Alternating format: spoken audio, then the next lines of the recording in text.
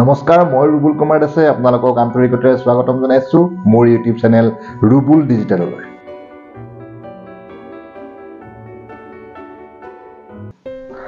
শ্ৰদ্ধা শিক্ষাগুৰুসকল, বহুদিনৰ বিৰতিৰ পাছত মই পুনৰ আপোনালোকৰ মাজলৈ আহিছো। আসলতে যোৱা জানুৱাৰী মাহত মোৰ শ্ৰদ্ধাৰ শহুৰ দেউতা স্বৰ্গগামী হোৱাৰ বাবে কিছুদিন ভিডিঅ'ৰ পৰা বিৰত আছিলো। আজি পুনৰবাৰ আপোনালোকৰ মাজলৈ আহিছো এটা বিশেষ খবৰ লৈ। হয়, এই খবৰটো হৈছে শিক্ষা ক্ষেত্ৰত প্ৰত্যেকগৰাকী ছাৰ বাইদেউৰ বিপৰীতে ক্লাছ এছাইন কৰা।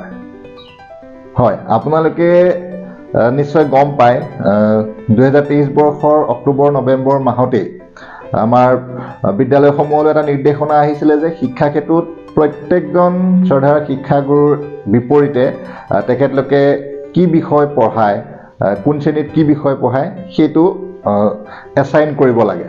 অৰ্থাৎ টিচাৰ ক্লাছ এছাইন বুলি এটা কাম আছে, সেই কামটো কৰিব লাগে।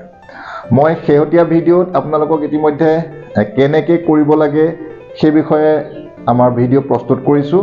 আপোনালোকক ডেছক্ৰিপশ্যনত ইয়াৰ লিংকটো দি দিয়া হ'ব, আপোনালোকে সবিশেষ চাব পাৰিব।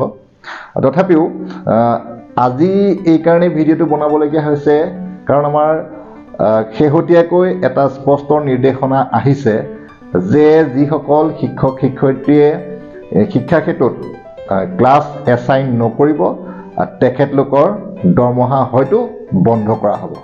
হয়, মই পুনৰবাৰ ক'ব বিচাৰিছোঁ যে আমালৈ এটা স্পষ্ট নিৰ্দেশনা আহিছে যিসকল শিক্ষক শিক্ষয়িত্ৰীয়ে শিক্ষা ক্ষেত্ৰত নিজৰ ক্লাছসমূহ এছাইন নকৰিব তেখেতলোকৰ দৰমহা হয়তো বন্ধ হ'ব পাৰে।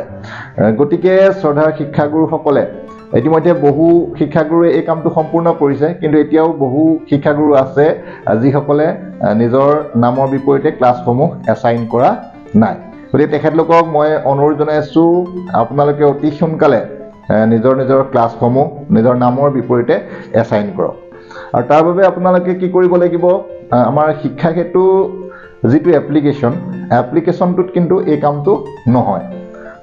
আপোনালোকে যিটো আমাৰ পৰ্টেল আছে, ৱেব লিংক আছে, সেই লিংকটোৰ জৰিয়তে আপোনালোকে এই কামটো কৰিব লাগিব।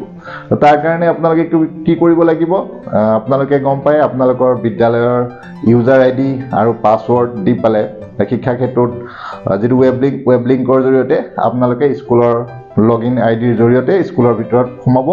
আৰু তাত আপোনালোকে যিটো ডেছবৰ্ড বুলি আছে সেই ডেছবৰ্ডত ক্লিক কৰাৰ লগে লগে বহু তথ্য থাকে। আপোনাৰ বিদ্যালয়খনৰ যিখিনি বহু প্ৰয়োজনীয় তথ্য থাকে সেই প্ৰয়োজনীয় তথ্যখিনি থাকিব। আৰু তাতে এটা ঘৰ আছে টিচাৰ এণ্ড ষ্টাফ। তো টিচাৰ এণ্ড ষ্টাফটোত যদি আমি চুই দিওঁ, সেই টিচাৰ এণ্ড ষ্টাফটো চুই দিয়াৰ লগে লগে তলত আৰু কিছুমান থাকিব। তাৰ ভিতৰতে আমাৰ প্ৰয়োজনীয় বিষয়টো হৈছে টিচাৰ ক্লাছেছ বুলি থাকিব, টিচাৰ ক্লাছেছ। তো এই টিচাৰ ক্লাছেছটোত আমি ক্লিক কৰি দিয়াৰ লগে লগে আমাৰ সেই বিদ্যালয়খনৰ শিক্ষকসকলৰ নামসমূহ আহিব। তাৰ কাষতে যদি ক্লাছ এছাইন কোনোবাই কৰিছে সেইখিনি থাকিব, আৰু যদি নাই কৰা তেনেহ'লে কৰিব লাগিব। আৰু আপোনালোকে নতুনকৈ যিসকলে ক্লাছ এছাইন কৰা নাই তেখেতলোকে সেই তালিকাখনৰ ওপৰৰ ফালে এটা যোগ চিন দি পালে ক্লাছ এছাইন বুলি এটা কমলা ৰঙৰ এটা ঘৰ আছে, সেই যোগ চিনডালত আপোনালোকে ক্লিক কৰি দিব। ক্লিক কৰি দিয়াৰ লগে লগে দেখা পাব আপোনালোকে চইচ কৰি ষ্টাফৰ নামটো চুজ কৰিব লাগিব। তো আপোনালোকৰ যিজন শিক্ষক বা শিক্ষয়িত্ৰীৰ বিপৰীতে এছাইন কৰিব বিচাৰিছে সেই শিক্ষক বা শিক্ষয়িত্ৰীগৰাকীৰ নামটো চিলেক্ট কৰি ল'ব। চিলেক্ট কৰাৰ পিছত কোনটো ক্লাছত আপুনি এছাইন কৰিব বিচাৰিছে তো সেই ক্লাছটো চিলেক্ট কৰিব। আৰু লাষ্টত ছাবজেক্টটো আছে, ছাবজেক্টটো মই LP স্কুলৰ ক্ষেত্ৰত ক'ব বিচাৰিছোঁ। মই LP স্কুলৰ যিহেতুকে অল ছাবজেক্টেই থাকে, তেনেহ'লে আপোনালোকে তলৰ ফালে স্ক্ৰল কৰিলে দেখা পাব অল ছাবজেক্টৰ অপশ্যনটো আছে। নহ'লে আপোনালোকে বেলেগ ইংৰাজী অসমীয়া তাত ছাবজেক্টবোৰ আছে, সেইবোৰ আপোনালোকে এটা বা দুটা চিলেক্ট কৰি দিব পাৰিব।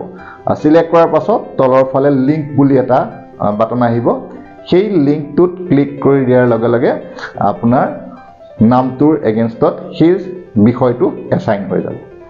আৰু এইটো অতি সোনকালে কৰিব কাৰণ ইতিমধ্যে আমাৰ স্পষ্ট নিৰ্দেশনা আহিছে যদি এটো নকৰে তেনেহলে হয়তো দৰমহাৰ ক্ষেত্ৰত কিছু অসুবিধা হ'ব পাৰে আজিৰ ভিডিঅ'টোৰ জৰিয়তে মই আপোনালোকক অনুৰোধ জনাব বিচাৰিছো যিসকলে এতিয়াও নিজৰ ক্লাছ এছাইন কৰা নাই তেখেতলোকে অতি সোনকালে নিজৰ ক্লাছসমূহ এছাইন কৰি ল'ব আৰু মই থুলমূলকে জনালো কিদৰে কৰিব লাগিব তথাপিও আমাৰ পুৰণা ভিডিঅ'ত আছে সম্পূৰ্ণ প্ৰক্ৰিয়াটো আছে কিদৰে আপোনালোকে ক্লাছ এছাইন কৰিব আৰু সেই ভিডিঅ'ৰ লিংকটো মই ডেসক্ৰিপচনত দিম আপোনালোকে চাই লৈ অতি সোনকালে এই কামটো সম্পূৰ্ণ কৰিব তো আজিলৈ আহিছো যদি ভিডিঅ'টো ভাল পাইছে তেনহলে লাইক কৰিব শ্বেয়াৰ কৰিব আৰু মোৰ চেনেল ৰুবুল ডিজিটেল যদি এতিয়াও কোনোবাই সাবস্ক্ৰাইব কৰা নাই তেনেহলে অনুগ্ৰহ কৰি সাবস্ক্ৰাইব কৰিব ধন্যবাদ